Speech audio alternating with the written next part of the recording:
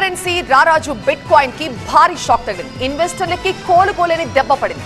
6 వారాల్లో 33% bit coin పడిపోయింది. ఒక్క కాయిన్ పై దాదాపు 35 లక్షల రూపాయల నష్టం రావడంతో అవక్కయ్యేలా చేస్తోంది. అసలు ఈ స్థాయి పతనానికి కారణమేంటి? ఎంతున్న బిట్ కాయిన్ ఇప్పుడు ఎంతైంది? ముందు ముందు పరిస్థితి ఎలా ఉండబోతోంది?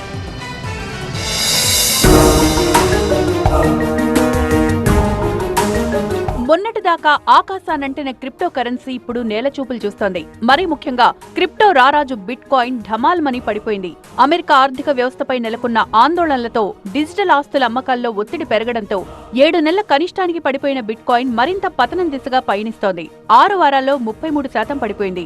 $126,296 నుంచి $83,928 దిగజారింది.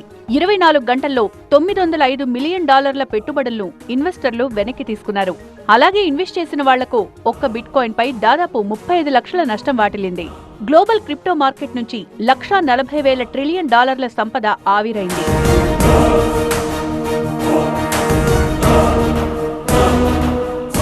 అమెరికా ఆర్థిక పరిస్థితులపై నెలకొన్న అనిశ్చితి కారణంగానే క్రిప్టో మార్కెట్ పతనమవుతోందని విశ్లేషకులు చెబుతున్నారు.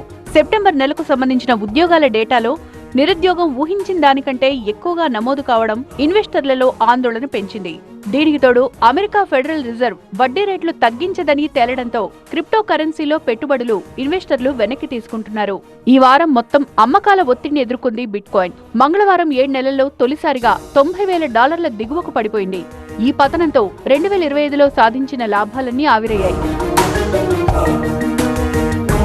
అక్టోబర్లో నమోదైన $1,26,000 గరిష్ట స్థాయి నుంచి బిట్ కాయిన్ ఇప్పుడు దాదాపు 33% నష్టపోయి $80,928 వద్ద కొనసాగుతోంది.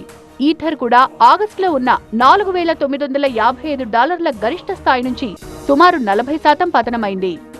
మొత్తంగా డిజిటల్ కరెన్సీలో బిట్ కాయిన్ ఎంత వేగంగా దూసుకువెళ్లిందో అంతే వేగంగా పతనమవడం ఆందోళన కలిగిస్తోంది. మార్కెట్ విశ్లేషకుల అభిప్రాయం ప్రకారం గ్లోబల్ ఆర్థిక ఒత్తిళ్లు, వడ్డీ రేట్ల పెంపు, ప్రభుత్వ నియంత్రణలు పెరగడం వంటి అంశాలు ఈ పరిస్థితికి దారితీశాయి.